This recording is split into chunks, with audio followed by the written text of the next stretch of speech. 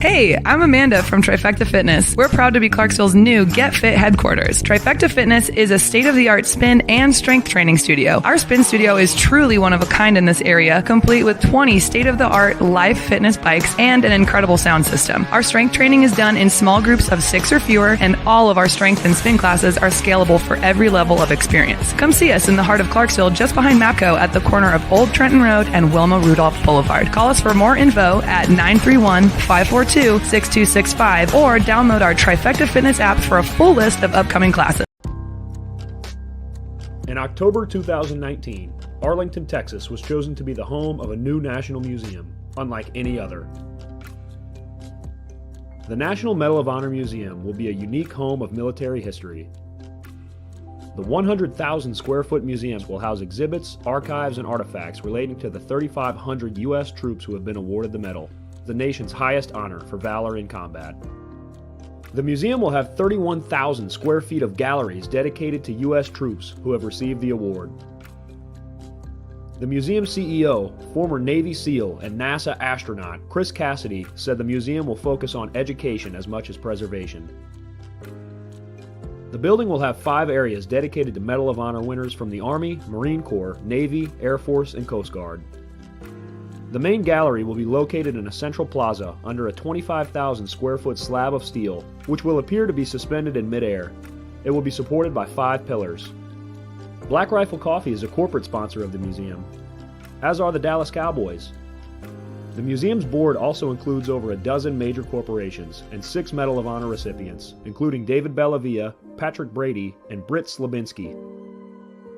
Army Staff Sergeant Bellavia was awarded the medal for clearing an entire house by himself on November 10, 2004, as a squad leader in support of Operation Phantom Fury in Fallujah, Iraq.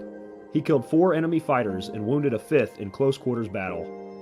Army Major General Brady flew and coordinated the evacuation of 51 seriously wounded men during a firefight in Vietnam in January 1968. Slabinski, a Navy SEAL chief and team leader, led a rescue team of SEALs during Operation Anaconda in Afghanistan in March 2002. Slabinski and his team flew to a mountaintop ambush site to rescue Petty Officer First Class Neil Roberts, who had fallen from the back of a helicopter. Slabinski led the team through almost constant combat against an entrenched Taliban force. Along with the board members, former presidents Jimmy Carter, Bill Clinton, George W. Bush, and Barack Obama serve as honorary directors. The museum is expected to open to the public in late 2024. All right. Welcome back. Misfit Nation. The Misfit Nation Show. We are a show founded by a veteran and hosted by 2 veterans and a military spouse. Our mission is to get people to tell their stories to the world. If you're an author, share your tips with the Misfit Nation. If you're a musician or an actor, our audience needs to know how they too can get into the business. Coaches, we love our coaches. Come on and share your tips with the Misfit Nation to help them become better versions of themselves. If you are a corporate leader or an entrepreneur, come on and show how you did it and how hard you have fought for success. If you are a veteran, first responder, or Gold Star family, we would love to have you come on and share your story with the Misfit Nation. We always have time for you. If you're feeling down, alone, or starting to see the darkness, stop. Think about those who are around you. You are not alone. You will be missed. If you feel like your problems will be a burden to those in your inner circle or feel embarrassed, dial 988. If you are a veteran, take option 1. We need you to keep pushing forward. Don't make a permanent solution to a temporary problem. If you are a new listener, welcome to the Misfit Nation Show. Be sure to subscribe to our show on your favorite podcast app. Also on our YouTube channel at @the_Misfit Nation. Subscribe and click the bell to keep you up to date on our latest episodes and all of our news. You can also find us on Heroes Media Group and About Face Radio. Now, let's get to the show!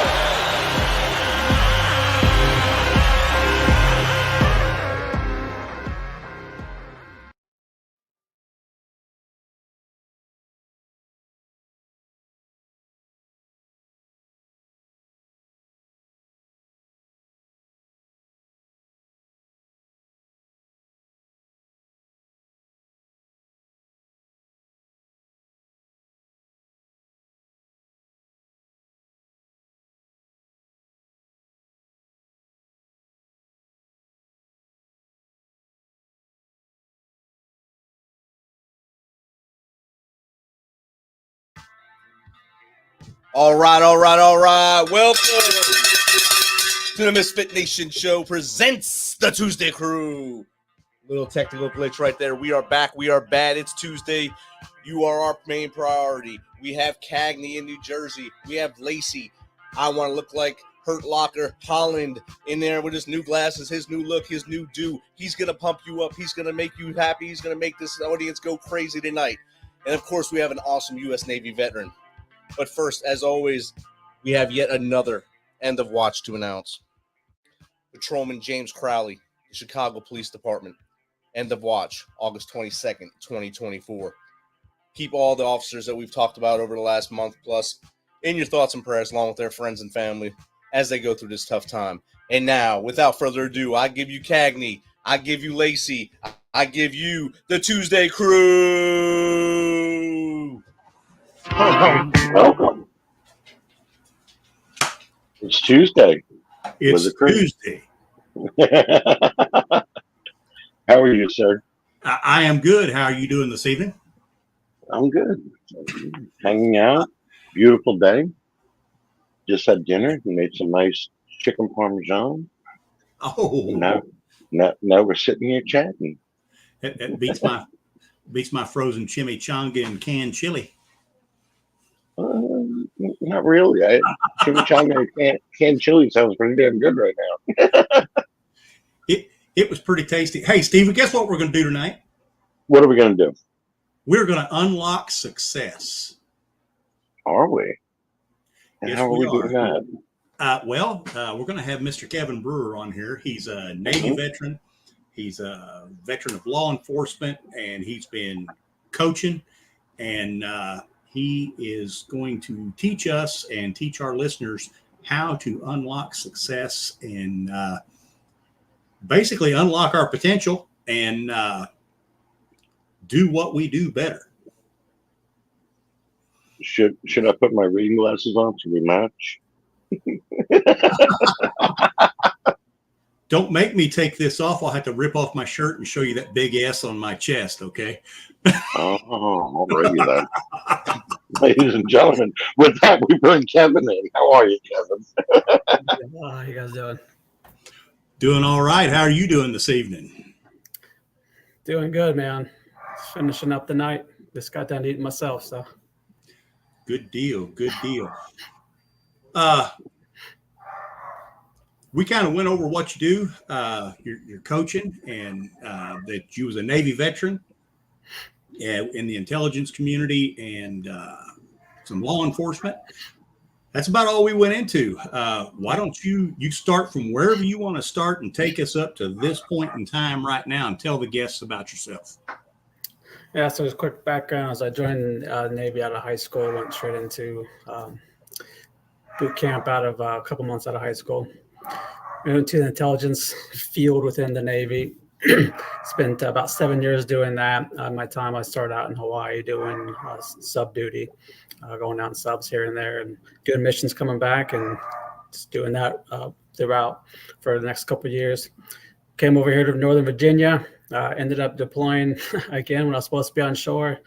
Ended up in Afghanistan for a year, which we'll get back to when I got back from that was where all of my health issues started. But ever since I got out of the Navy, I've been doing government contracting in the intelligence community, and now I'm doing federal law enforcement support, and then now with Department of Justice proper as a government employee. So along the way, I picked up this coaching habit, realized that I had a lot to give back to the community, people, and teach people how I overcame a lot of my health issues that we'll get into, and how to improve your mental clarity to be able to use that to build success.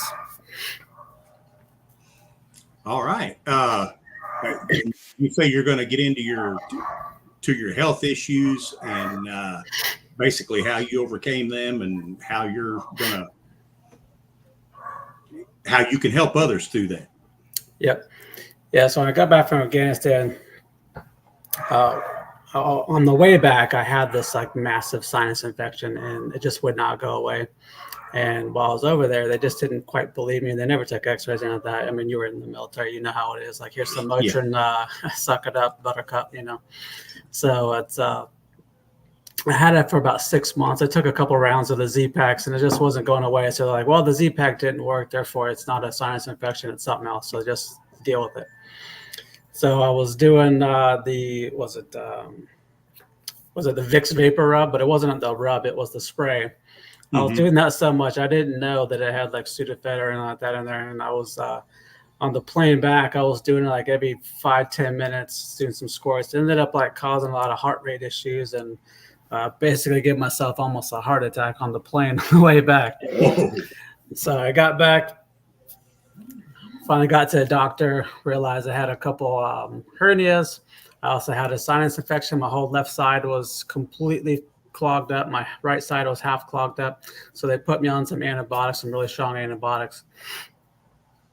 What I did not know at that time is that those antibiotics cause ligament damage or joint ligament and tendon damage. So as I was healing from that, sidetrack, on my way back from Afghanistan, I also got like dogged sick, probably I think it was like swine flu or something like that on the way back. So I was like really bad off in multiple ways.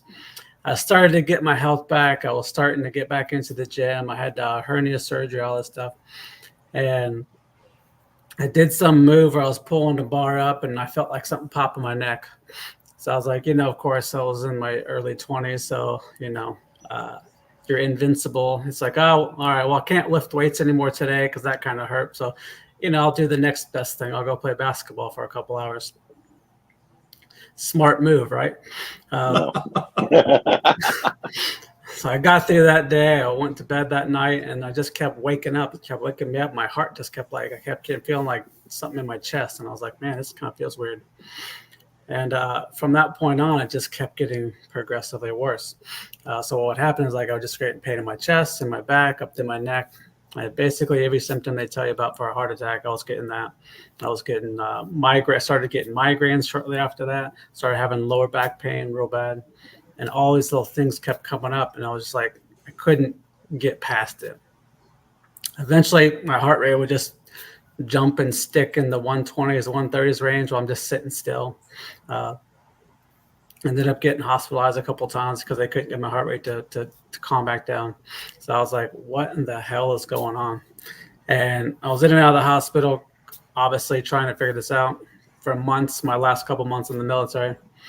And they just never could figure it out. And because came back from Afghanistan and shortly after that all these things happened, naturally, it was quote unquote PTSD. So they just kind of wrote me off. They just really wrote me off and didn't really help me out.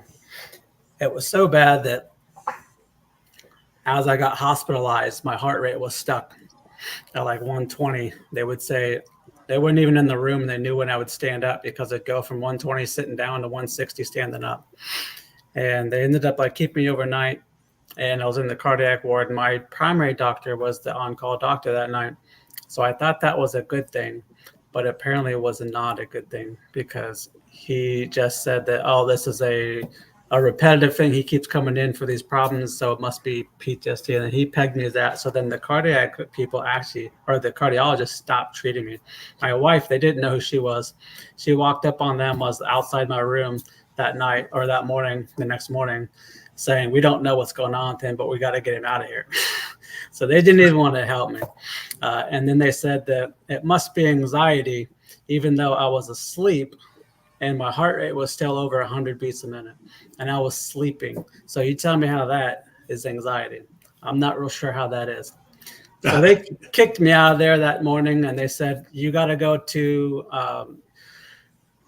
psych, got to go do a psych eval because you have PTSD. They were convinced I had PTSD. They said it was set up. It was mandatory.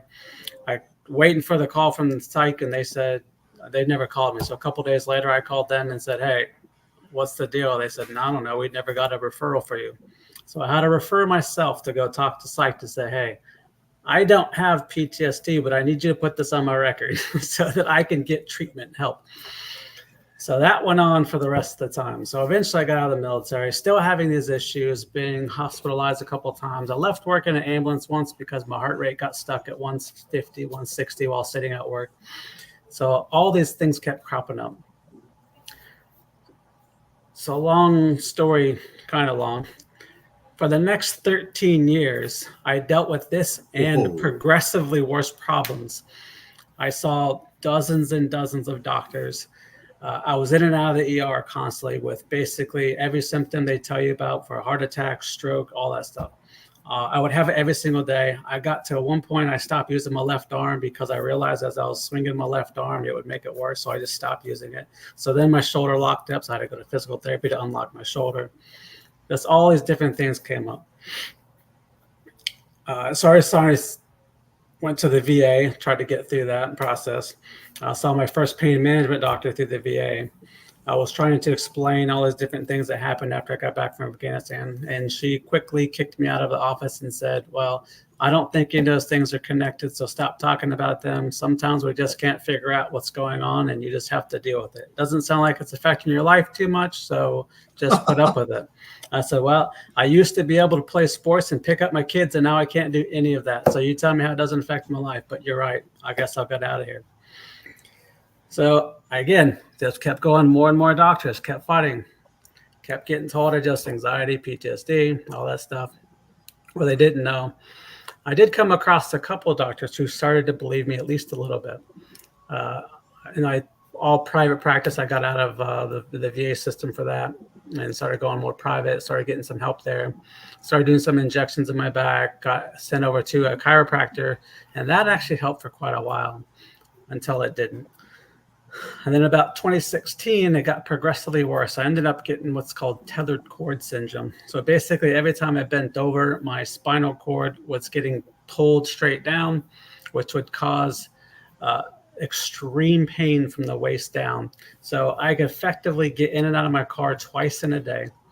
If I had to stop and get gas, I couldn't go anywhere else that day.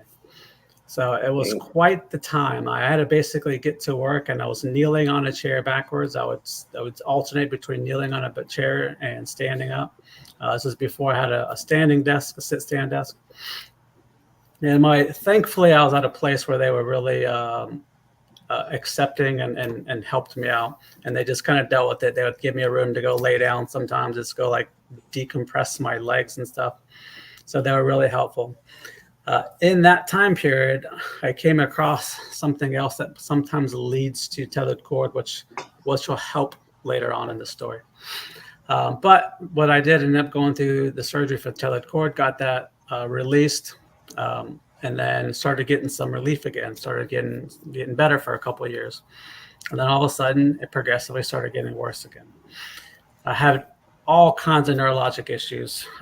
I started having lots of brain fog. I started getting to a point where if I look up, I would start becoming effectively paralyzed. If I looked to the right too many times, I started getting flu-like symptoms, and I'd be sick for a couple of days. All kinds of weird shit, right?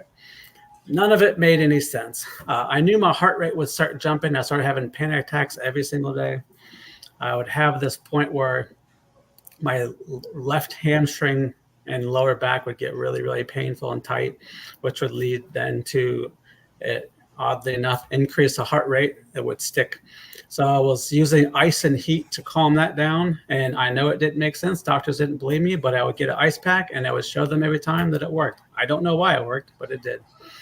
So I was finding all these ways to kind of get around it. I was driving to work on 2 ice packs, a heating pad, and a TENS unit. If you know what those are, the travel stim. Yeah. So I had a TENS unit, a heating pad plugged in, and 2 of the Yeti ice packs that last for several hours, which, by the way, if you're ever looking for ice packs, the Yeti ice packs are really good. Okay. So I got to a point in 2019 where it was getting so bad that I could barely sit. I was getting to work, and I was having, by the time I got to work, I would get into such a big panic attack, I really couldn't stay. I was getting ready to go on a flight to Arkansas to my sister-in-law's house for Thanksgiving that in November in 2019, right before the pandemic. And I sat on the plane, and I had a panic attack on the plane before they closed the doors. I said, I can't do this. And I literally walked off the plane. My bags went to Arkansas, and I went home. That was kind of the turning point for me, where I started getting progressively worse psychologically. And I started to get to a point where I basically thought I was having another heart attack in my closet, and I just laid there and I said, fuck it, I am not going to the hospital. I'm just going to die here. Whatever, it's going to happen. And I said, I'm done. I'm just done. And in that moment, for whatever reason, and I'm not that I'm against anti-religion or anything like that, but I'm not a very religious person. But I said, randomly just said, hey, God, if you somehow pull me through this, I will figure this out and I will help other people once I figure this out. And I ended up finding this guy, Brian Kane, does mental performance for a lot of this athletes and stuff online. Started going through some of his stuff. I found Jocko Willink and David Goggins, a lot of motivational type stuff. And I just started working on my mindset and my mentality. Meanwhile, in this time, I had gained significant weight. I was over 240 pounds. I was just not in a good place. And I was always very athletic prior to this. So I said, all right, with my mindset, well, I can't work out. It's not in the cards right now. I don't know what's wrong with me physically. I can't do it. I used to be able to, but I have to lose weight. So I started working on my nutrition and my dietary habits. I slowly started getting that. I got down to 215 pounds just by modifying how much I was eating. I'm just using my mindset and my brain to be able to modify that and understand my habits. Then I started getting into some of the actual dietary stuff, like this thing called the plant paradox and a couple other like different things. So I ended up losing a bunch of weight, got down to 153 pounds with just dietary changes alone. I couldn't work out. I could barely walk 1,000 steps a day. So and I wasn't starving myself. I wasn't like going hungry like that. And this was all done just using my mind and my mindset, my habits, just getting that under control, understanding what I had control over and what I didn't, and just focusing on that. In the meantime, or around that time was when COVID happened. So again, I was having so much trouble getting to work, and eventually, because we didn't exactly know what was going on with me, I was actually on multiple anti-rheumatic drugs, so like stuff like arthritis and like that. And of course, I don't know if you remember when COVID first happened, anybody was on kind of like arthritic type drugs was basically told to stay home because they didn't know what was going on and stuff. I say it's actually thankful at that point that I was on those things because I was able to stay home and just rest and relax and kind of just start to focus on figuring out what was going on with me. So although I don't have any medical training per se, I am a trained analyst. So I said, look, these doctors will not listen to me. And in fact, around this time, I actually had an argument with the top neurosurgeon at Johns Hopkins. And I proved to him that I had this thing called Chiari malformation, which is what I was talking about with the tethered cord. There's this thing called Chiari malformation where the bottom part of your brain comes through the skull just a little bit and can cause some problems. He was saying I didn't have this. And I said, okay, well, during this time, let me backtrack just a second. Actually, I got ahead of myself there. So during COVID, the beginning of COVID, I said, all right, I'm an analyst. I don't know what this MRI is telling me, but what I can do is I can look at it and say, what's different from what's online that says it's normal? So I just started going through my own MRIs, and I found that I had this Chiari malformation. I had this, so I got on with this Johns Hopkins guy, and I said, hey, I think I have this problem. I was doing a lot of research. A lot of these symptoms align up with this problem. What do you think? And he said, no, you don't have that. And I said, okay. So I pulled up my MRI. I pulled up what I did, my measurements. I said, well, where did I go wrong in this then? And he said, well, you didn't. You do kind of have it, but I don't think that's what's causing these problems. I said, well, so we can't investigate it? He said, no. And I was like, well, that doesn't make any sense because it says that I could. And he said, no, we're not going to do anything with it. Go back to your neurologist. And I was like, well, if it's a mechanical issue and neurology can't do anything about it, he's like, yeah, that's right. I was like, so why would I go back to neurology? I don't know, but I'm not going to do anything. I was like, okay, great. So I kept going. I kept digging. I saw something else in my MRI. It was called a pannus, which is like a soft tissue overgrowth right around the C2 vertebrae. So I got on, of all places, I went on a Reddit subreddit called Ask Docs. And I posted the picture on there and I said, hey, I found this in my MRI. Can anybody tell me what this is? And I had one of the doctors chimed in and said, "Hey, I think it's this. You should ask I think this is Spanish. You should ask or ask a rheumatologist about it." So next time I went to my rheumatology appointment, I asked him, I said, "Hey, this guy said I might have this pannus. This is what it looks like in the MRI. What do you think?" He said, "I don't know how to read an MRI. You should go take that to somewhere else." I go, "I'm not asking you to read the MRI. I just told you what it was. Like, can we look into it?" And I don't know what that is. I was like, "Okay, well then I guess you're not my doctor either." So again, I'm now on a weird place. Well, weirdly enough, again, I started coming across this article in Facebook that was in this Chiari malformation kind of group, talking about people who have Chiari malformation and a pannus were treated for a cervical instability. When they were treated for the cervical instability, it cleared up both problems. So I said, "Oh, that's interesting. I wonder if I have that." And that was on the list of things that it could be if it's not the Chiari. So I said, okay. I found a doctor in Colorado, Dr. Chris Centeno, out of the Centeno Schultz Clinic, who does stem cell therapy for this, what they call cranial cervical instability. So basically your skull and your neck are not tight. The ligaments holding the skull to the neck are too loose. So he takes bone marrows out of your hip, puts it back in there, and shores it up. So I said, all right, I got to get there. I got to talk to this guy.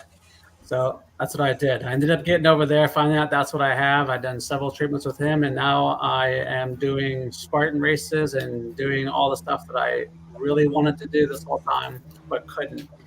And again, I did all this just by working on my mindset and started, all right, what the hell can I control? And let me put my time and attention into that. And that's what I'm going to do. I'm going to stick with that. I don't care what anybody says. I know me. I know I don't have it. I have anxiety. I have panic attacks, but it's not what's causing these things. Whatever's there is causing that. I just kept digging, just kept being my own advocate, saying, no, you're wrong. I don't care what your degree says. I know me better than you do. And if you don't want to help me, then I will go find the next person who will. And that's what I did. And now, again, here I am. Now, have you called out those doctors and say, hey, look, this is what's being done now, and you overlooked that, or you didn't do a damn thing about it? Or did you just move on from that? No, because you're getting better. Yeah. Just moved on. Yeah. Oh, see, I would have went and I would have had my hand around somebody's neck, and they would have been looking really close at things by getting choked. But that's just me. I wouldn't have dropped that. I'd have gave some really messed up Yelp reviews.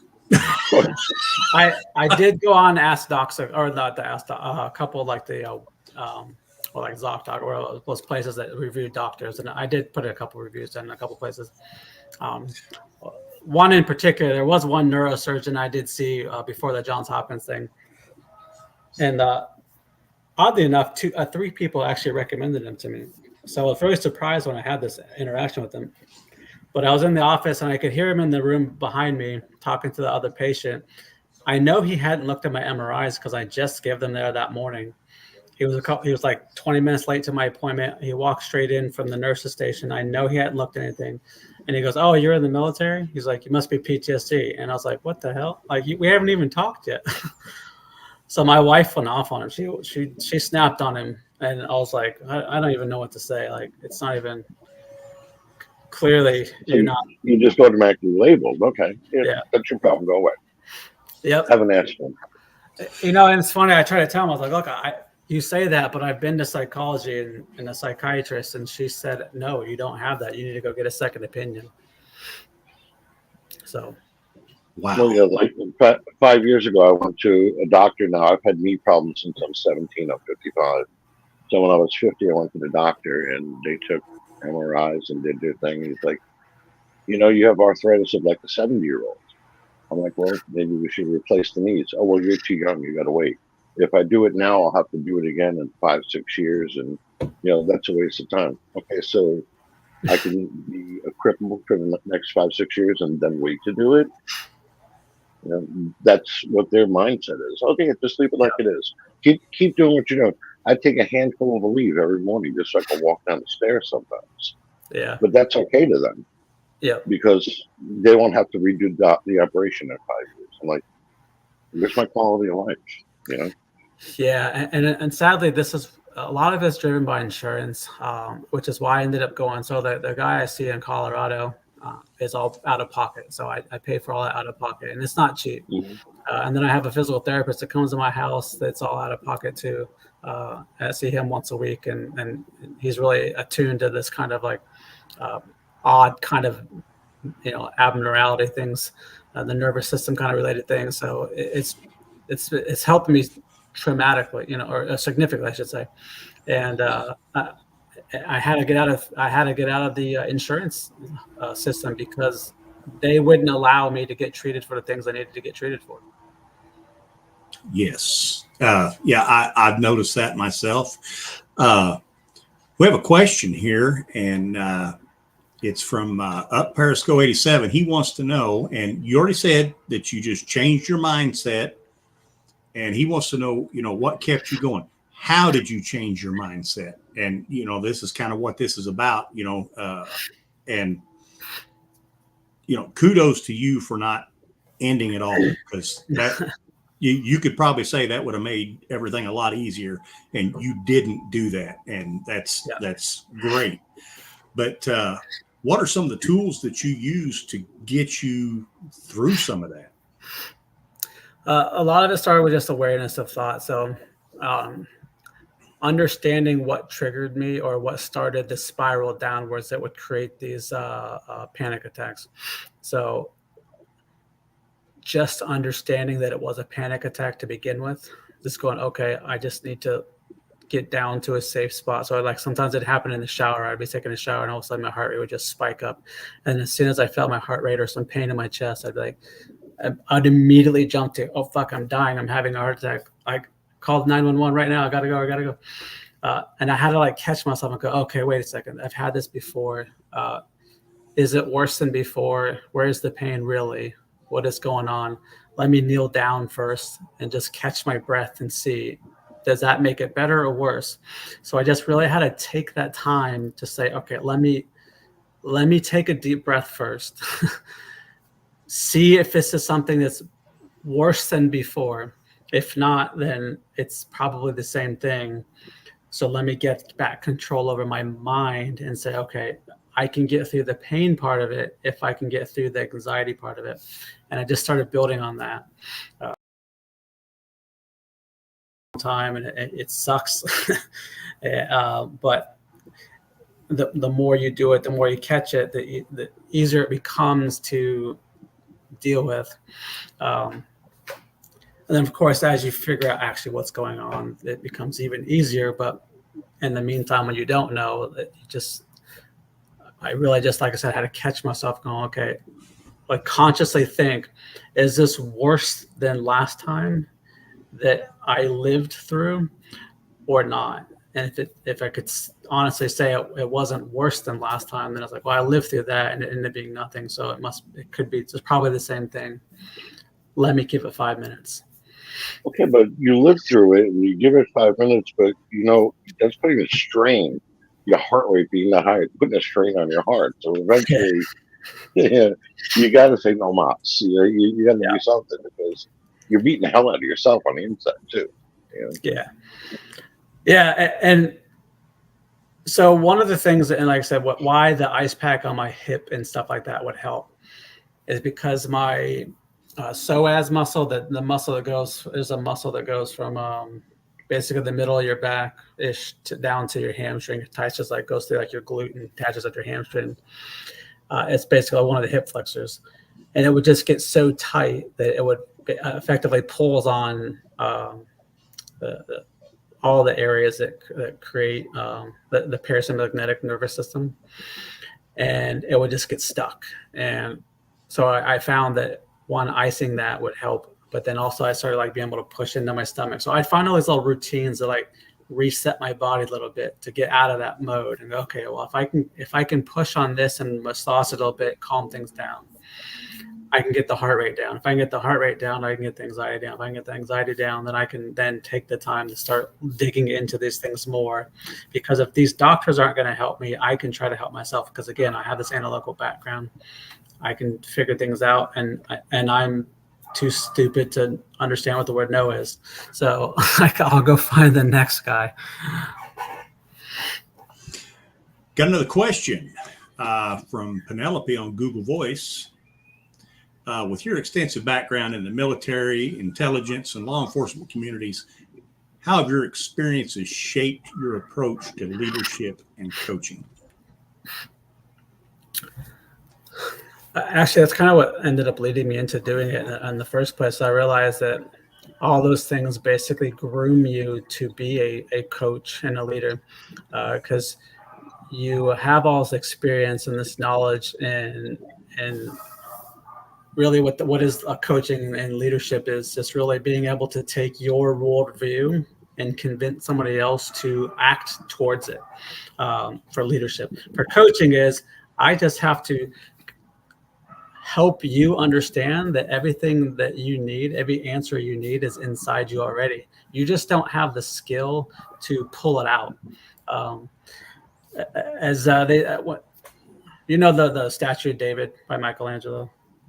Yes. Yeah. So there's this, they interviewed him a long time ago, whatever, about how he saw that statue, since it was so different than anybody else who depicted David before.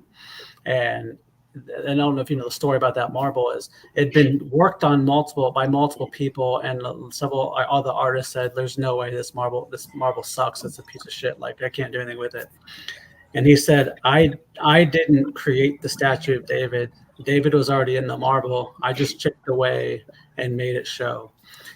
So as a coach, that's what I have to do. I just have to help you chip away all the crap that you've learned up to this point. It's not true. It's not accurate, and help you understand that if you've learned it, you can unlearn it.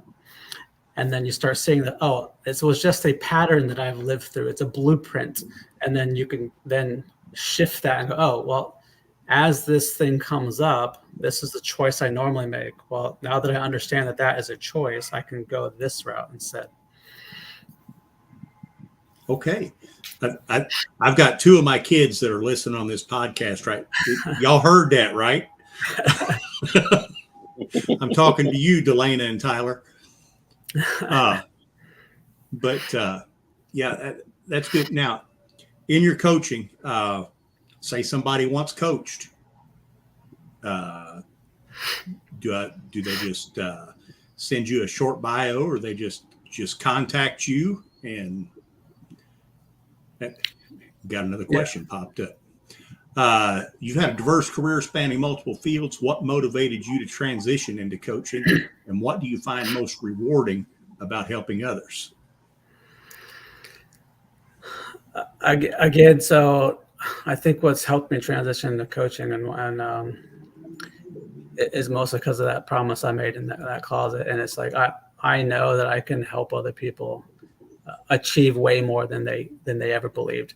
Because if I can, there's nothing special about me. So if I can go from basically laying on my couch, not being able to go from the couch to the fridge to running the Spartan trifecta in West Virginia a couple weeks ago, there's nothing that anybody else on this call couldn't do. Because there's absolutely nothing special about me. So it would be selfish of me to not try to help other people understand that their potential is only in their head, or I should say their lack of potential. Not the great Alexander wants to know whose dog is that? What kind of dog is it that they've been hearing barking in the background? Not mine. It's not mine. And I do not have a dog, so you're all going crazy or something. Oh, it's a ghost dog. That's a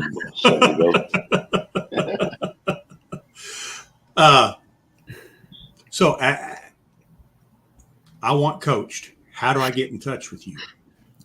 Yeah, so really just go to my Instagram is really where I do or work, spend the most time. So at Coach Kevin Brewer, just find me on there. I try to put out daily video and put out some other posts and stuff, and kept building that up. But yeah, just reach out to me on there, and you start the conversation, get on a phone call, and see if we're a good fit. Okay. All right. And that most of the time is the hardest part, starting the conversation. Yeah. A lot of people have the potential and they know it. It's just getting it out of here and throwing it out to everybody. And some people are afraid to talk. For a while, I was afraid to speak in crowds. I would give classes on computers, and I'd walk around in circles in the room looking at the ceiling. Oh, I'm going to hit this, do this, and I would know exactly what to wear on the computer. I would never look at anybody in the room. Yeah. And I had to learn, focus, get down, and actually talk to people like we're doing here. Yeah. I was never able to do that. I had to get that out of my head. I had to work through that. Yeah, a lot of it's limiting beliefs, things you've heard from the past that it's like you just kind of believe or whatever, and then, like a lot of people don't question what they quote unquote believe. They just hear it from parents, teachers, TV, whatever, media, all that stuff, and it's like you don't ever question where you heard it, and you just start to believe it. So a lot of it's just that. Another reason I found that people tend to wait. Or afraid to reach out for coaching is they're afraid somebody's going to push them too hard, too fast, something like that. And yes, you do need to get pushed to a certain extent, but ultimately you go at your own pace. I couldn't have gotten where I am in a month. It took me years. But sometimes that pace, you really do need to get that push every once in a while. I've done leadership classes, and it was, we went to these trust things, and I was, for the longest time, I've been afraid of heights. I was working, and a ladder would come on me, and I was hanging 30 feet in the air. Ever since then, I get up high and I panic. Yeah. And I got to be pushed to climb a pole and sit on top of the pole and get myself down. So otherwise, I would never be able to do that. Yeah. You got to get that shove, and that helps. And it also makes you realize other things and how to work through other things as you do that. So So there is a pushing effect too. For sure. Yeah, I don't want to misconstrue that. There is a push. There is I'll say added stress, but part of it is teaching you how to transform stress rather than you don't want to manage stress. You want to transform it. You want to use it because you go to the gym, you don't lift styrofoam weights, right? You need to use heavy weights, and that's putting stress on your muscles, and stress on your muscles makes them grow. Well, the same thing happens with our mind. We just forget that. So it's a balance of getting the right amount of stress and the right amount of pressure so that you don't, because you can't change everything overnight, but you also have to put the work into it. And you have to understand there's a strategy involved in it, and not just hey, it's just going to change and make this choice. I can say that it sounds easy, but ultimately you have to understand. Sometimes there's a deeper connection or meaning there that we're just overlooking. Yeah, I agree 100%. Another question. Many veterans face challenges when transitioning to civilian life. What advice do you have for veterans who are struggling to find their purpose after leaving the military? So finding your purpose, there's a lot of visualization stuff you can do to finding your purpose. Really kind of understanding what makes you come alive, so if you think of something and it brings you alive, it brings joy to you, right? There's probably something in there that brings you purpose. There's a technique that Leonardo da Vinci used. It's called the 100 questions too. You just basically take 45 minutes and just write out 100 questions. Any question, whatever comes to your mind. Within that, there will be patterns, right? So you just look through it and you start seeing patterns, and usually those patterns are showing you what your passions are, and it starts building your purpose from that. And you can say, all right, what am I actually passionate about, and what I think can change the world? I might try that. Works. Yeah, it's a good one. Yeah. Okay.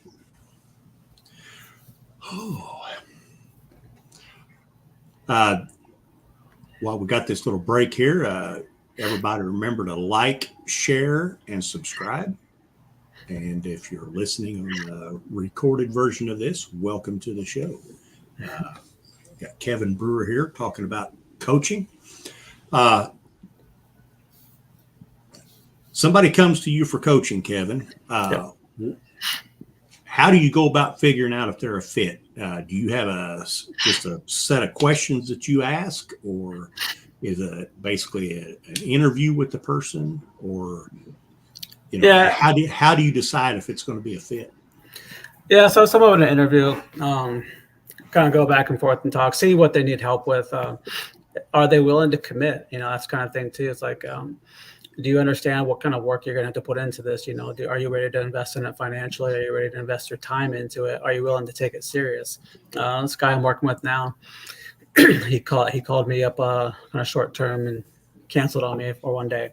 And I just had to push back on him. I said, hey, look, if you're going to do this, you got to take it serious. No more canceling. You can't cancel on this. You got to commit to this. So whenever you put it on your calendar, that's it. You don't take everything else off your calendar. And he said, all right.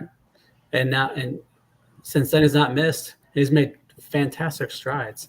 But again, because he had to just show up, so you have to be willing to commit and put that time to it, because it's actually very selfish of you to not develop yourself personally, because you can't help other people the best of your ability if you're not capable of helping yourself.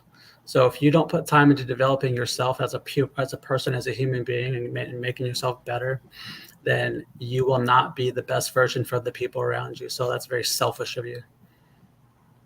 Okay. That sounds like sage advice. I like that. I say that because a lot of people, they say, well, I don't have time to do that because it's very selfish of me to invest in myself or invest this time for myself. It's like, well, no, it's actually quite the opposite. Because if you're not making yourself the best version of you, you're taking it away from the other people around you. Okay. I like that. Like I said, it's a bad example. Yeah. So, Kevin, we've discussed quite a bit of stuff. First of all, your story is amazing. That's I was in awe when you was talking about all the problems you were having, and all the, not just the health problems, but the difficulty in getting doctors to believe you, or, like you said, actually give a shit and figure out what's wrong. Awesome story. And I'm thankful that you have turned it into something good. You're using that, you're helping other people. And, what's, somebody comes to you, or, maybe we've got some listeners out there that are on the fence about contacting you. What's 3 things that you can give us that might push us over the edge to get us to contact you? What's the 3 most important things that you think that might make somebody decide they need a coach? Yeah. So the first thing is awareness, right? So being aware of what's going on with your actions, reactions, things like that, understanding that, because if you can't understand when you start to go over the edge, you'll never be able to stop yourself from being going over the edge. So first and foremost is being aware of the fact that you need help and that something's going wrong. Second is progress, not perfection. Is you don't need to do everything perfect. You just need to start making progress. So another way of saying it is present, not perfect. And then the power of yet, the word yet.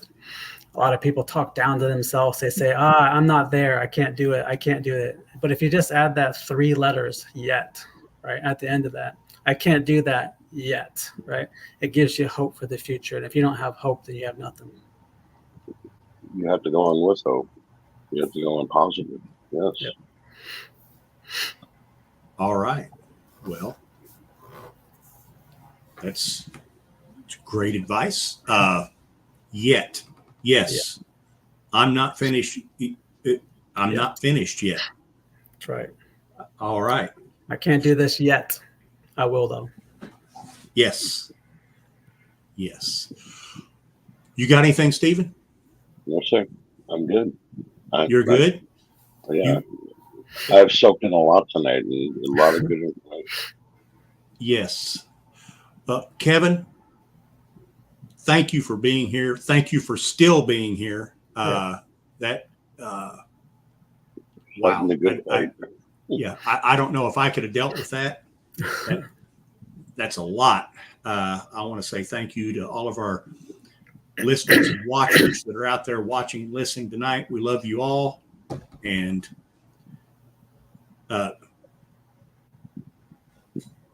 Beandra says that you have motivated him today.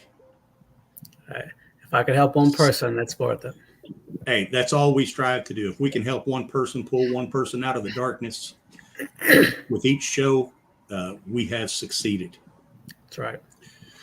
Well, Kevin and Misfit Nation. Nothing. You made it twofold tonight. One with your journey to get yourself healthy, and then the leadership part, because I think the first part was really, really struggling, and you worked through that like a friggin' demon. So that was good. Yes. Well, hey, we're going to back on out of here. If you want to hang around the green room for just a few minutes while we close this out. Yeah, thanks for having me. I really appreciate this. That's great time. We really enjoyed it. Misfit Nation, we love you, and we will see you next time. Good night, everybody. This message is from the U.S. Department of Veterans Affairs. Did you serve in the military? If so, you can obtain a free lifetime pass to more than 2,000 federal recreation sites. These sites are located across more than 400 million acres of public lands, including national parks, wildlife refuges, and forests. The lands host activities to fit any lifestyle: hiking, biking, fishing, camping, and much more. Gold Star families are also eligible for these free lifetime passes. Plus, they cover entrance fees for a driver and all passengers in a car, or up to 3 additional adults at sites that charge per person. Obtaining one is easy. Just go to the National Park Service website, nps.gov, or the National Park Service app.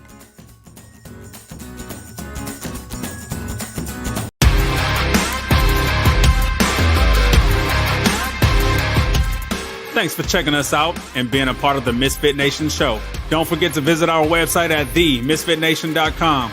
That's themisfitnation.com. Check out all our past episodes and get some of the great Misfit Nation gear for you and your family. As always, be humble, stay hungry, and keep hustling, because we are Misfit Nation. Misfit Nation.